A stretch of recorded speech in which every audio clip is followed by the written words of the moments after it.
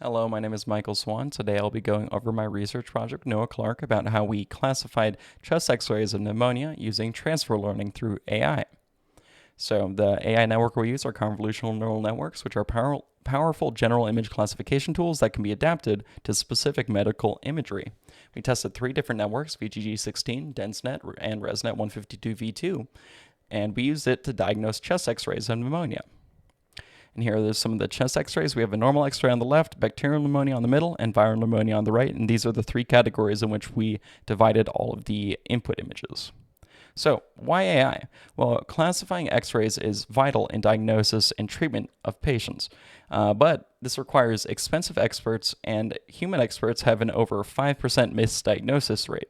Meanwhile, with AI x-ray diagnosis, this can be made readily available, cheaply and easily, and it doesn't even have to necessarily replace professionals, but it can help those professionals achieve an even higher proper diagnosis rate, lower misdiagnosis rate. And we use transfer learning to adapt these generalized image classification models to this specific task. So transfer learning works by removing the final dense classification layers of the networks, replaces them with your own, and then you only train those last few layers of the network as opposed to the entire network, which keeps the brains that the model had for the general image classification task and adapts them for the slightly different task, and that ends up working quite well. So for the results, we have ResNet 152v2 with 94.77% accuracy, DenseNet with 93.86% accuracy, and VGG16 with 80.45% accuracy in diagnosing normal bacterial pneumonia and viral pneumonia x-rays.